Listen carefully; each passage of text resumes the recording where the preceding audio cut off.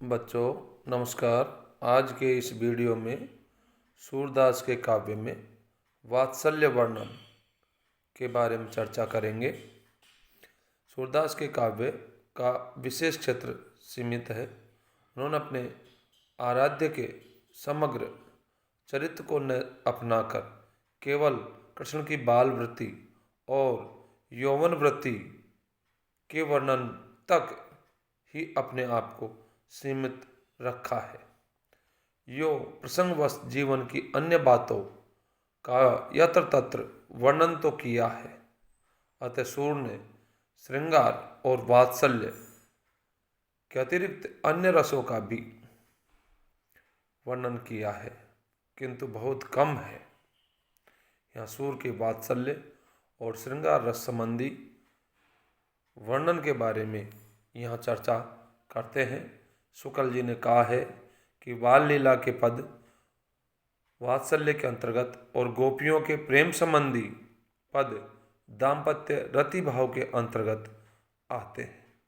कृष्ण जन्म की आनंद विदाई के बाद ही बाल लीला का आरंभ हो जाता है और इस बाल लीला का सूर ने जितना विस्तृत और विशद रूप से वर्णन किया है, उतना विस्तृत वर्णन किसी ने नहीं किया। उन्होंने शैशव से लेकर कौमार्य अवस्था तक के न जाने कितने चित्र प्रस्तुत किए हैं। सूर का वात्सल्य वर्णन निम्न प्रकार देखा जा सकता है। कृष्ण जन्म दिन पर बधाइयाँ। सूर कृष्ण के उपासक है। वे बाल लीला वर्णन के अंतर्गत देवताओं को भी कृष्ण के कार्यों के अवसर पर प्रसन्नता व्यक्त करते हुए दिखाते हैं।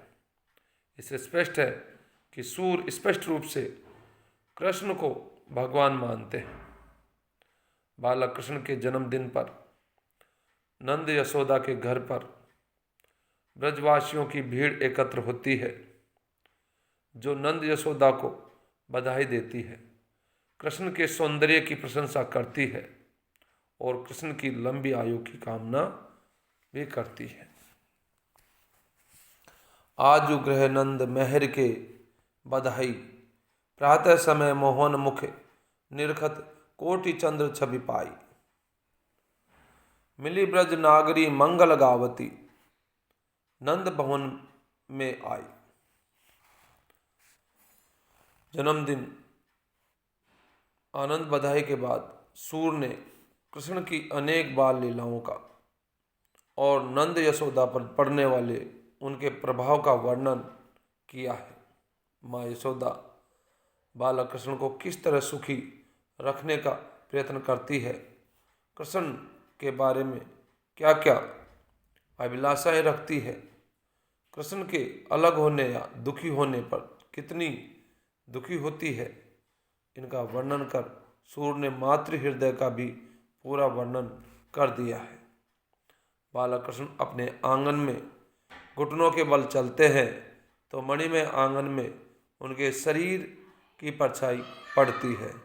बाल सुलभ उत्सुकतावश कृष्ण उस प्रतिबिंब को पकड़ने दौड़ते हैं, जैसे किलकत कान्य गुटुरवनी धावत, मणिमय कनक नंद के आंगन बिंब पकड़ बे धावत। कभी वे मक्खन लेकर खाने लगते हैं और कभी घुटनों के बल चलते हुए धूल से युक्त हो जाते हैं। कभी दही खाते समय मुख पर दही लपेट लेते हैं। शोभित कर नवनीत लिए, घुटरू न चलत रेणु तनु मंडित, मुख दधि लेप किए। सूर ने बालक कृष्ण की ऐसी सभी चेष्टाओं का बाल स्वभाव के अनुरूप वर्णन किया है। माँ यशोदा उन्हें गाय का कच्चा दूध पिलाती है। वह कहती है कि दूध पीने से तेरी चोटी भी बलराम की लंबी चोटी की तरह लंबी हो जाएगी। तब दूध पीते ही कृष्ण तुरंत पूछने लगते हैं, मैया कबही बढ़ेगी चोटी, कितनी बार मोई दूध पियत भई, यह अजब है छोटी। सूरदास द्वारा कृष्ण की और बहुत सी क्रीड़ाओं लीलाओं का वर्णन किया गया है। कृष्ण ग्वाल बालों के साथ गायें चराते, गायों का दूध दूहते, आपस में खेलते और लड़ते झगड़ते हुए चित्रित करने में सूर ने पूरी तन्मयता का परिचय दिया है।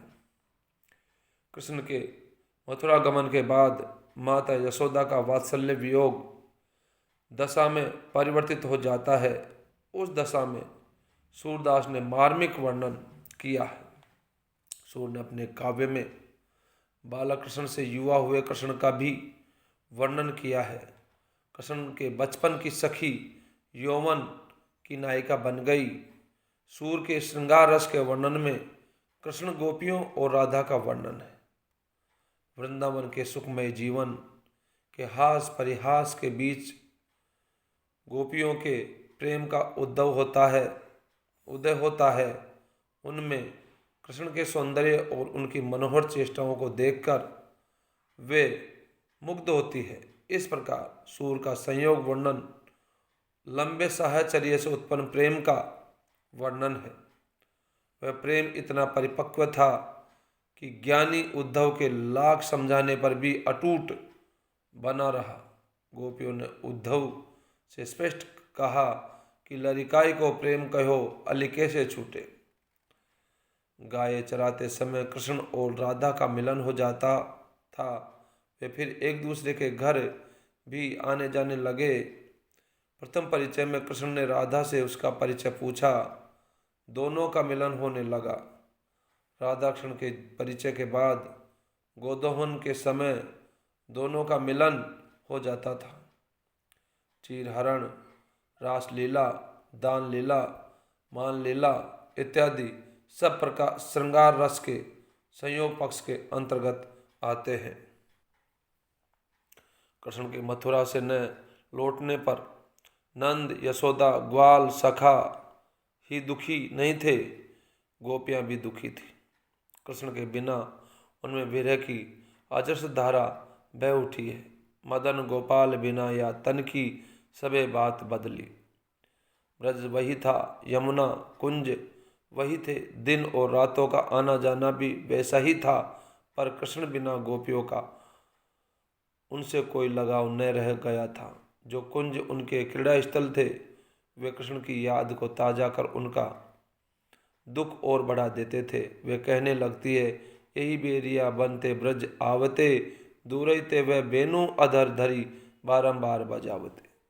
सूर की गोपियों ने प्रकृति की वस्तुओं को उपालंब दिए हैं। गोपिकाओं का जीवन तो कृष्ण बिना उजड़ गया था, किंतु मधुवन को हरा भरा देखकर उन्हें मधुवन बड़ा निर्लज लगने लगा। भ्रमर गीत के पदों में गोपियों की विरह के चित्रण में वियोग श्रृंगार की सभी दशाओं का सूरदास ने मार्मिक चित्रण किया है, जो कि साहित्य जगत में अनुपम माना जाता है। वल्लभाचार्य से पुष्टि मार्ग की दीक्षा लेने से पूर्व तक सूरदास ने विनय एवं दैन्य भाव पर आधारित पद रचे हैं। उनके इस पद के तरह के पदों में भक्त की दीनता, अदमता, किंकरता एवं समर्पण भावना का प्रकाशन हुआ है। इस तरह की अभिव्यक्ति में विनय भावना की प्रमुखता रही है। ऐसे पदों के आधार पर सूरदास की उस काल की भक्ति सेव्य सेवक तथा भाव की मानी जाती है। सूर ने अपने आराध्य की भक्त वत्सलता, करुणा एवं पतितोद्धार क्षमता का अनेक तरह से उल्लेख कर अपनी आस्था व्यक्त की है। वात्सल्य और श्रृंगार का जो वर्णन किया है वह बहुत विस्तृत है। वह मनोवैज्ञानिक और मार्मिक है। उसे पढ़कर पाठक का हृदय प्रभावित हुए बिना नहीं रहता है। वियोग में जो जो अंतर्दशाएं चित्त की हो सकती है, उन सब का सूर ने मार्मिक अनुभूतिमय वर्णन किया है। धन्यवाद।